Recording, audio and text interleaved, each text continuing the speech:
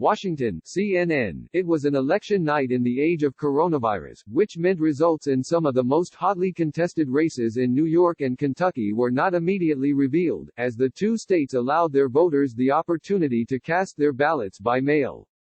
Election officials in the Bluegrass State sharply limited the number of in-person polling places, and the Empire State, in keeping with its election security measures, may not begin counting absentee ballots for a week. That means voters in New York and Kentucky who are eager for results may have to wait a little longer for the outcomes of these key races. Here's a look at where we stand after Tuesday night.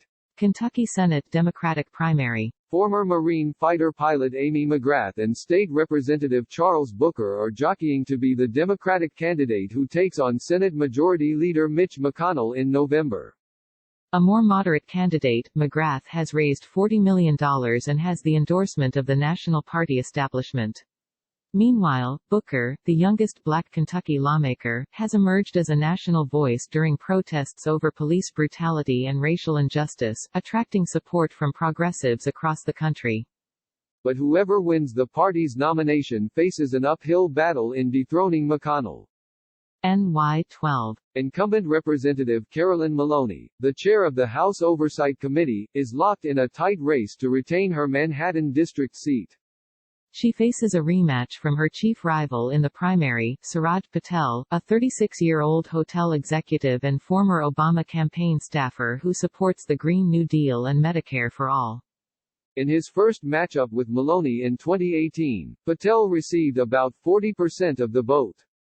NY 15. New York City Councilman Richie Torres, the first out, gay person to hold elected office in the Bronx, is running for Congress against 11 Democrats, including City Councilman Ruben Diaz Sr., who has run a surprisingly strong campaign in the country's bluest district despite his socially conservative views and history of homophobic remarks. Diaz, a cowboy hat-wearing Pentecostal minister, is anti-abortion, opposes same-sex marriage, and is considering a vote for President Donald Trump in November. But he has long served in the district and is well known there along with his son, Bronx Borough President Ruben Diaz Jr. Diaz opponents worry that Torres, the fundraising leader, New York State Assembly member Michael Blake, and the other Democrats will split the progressive vote.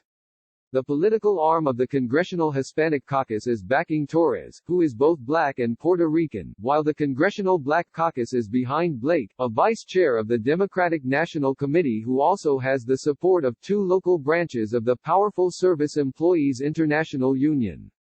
The seat is potentially a once-in-a-generation opportunity for a Democrat aspiring to Congress. It became open after 30-year veteran Representative Jose Serrano decided to retire. NY 16. Longtime Representative Eliot Engel, the House Foreign Affairs Committee chairman, faces a strong challenge from progressive newcomer Jamal Bowman to hold onto his seat, which includes parts of the Bronx and Westchester County. A former Bronx middle school teacher, Bowman was recruited to run by Justice Democrats, the same group that launched Representative Alexandria Ocasio-Cortez's successful 2018 campaign, while the party establishment has thrown its backing behind Engel. Engel and Bowman are both supporters of Medicare for All and other big domestic progressive priorities, but Engel is among the most hawkish Democratic House members. NY 17. Progressive Mondaire Jones has emerged as the front-runner out of the 6 candidates vying to replace retiring Representative Nita Lowey in this southern New York district. If he holds his lead, Jones, who served in the Obama administration, could become the first out gay, black member of Congress. Jones told CNN this month that the defeats of progressive candidates sends Bernie Sanders and Elizabeth Warren in the presidential primary underscored the need to invest in down-ballot races. It is so important that the movement continues, that we continue to build a bench of progressives who can then run for other things in the future, Jones said. If you're dissatisfied with Joe Biden as your nominee, you can at least be working to elect progressives to Congress.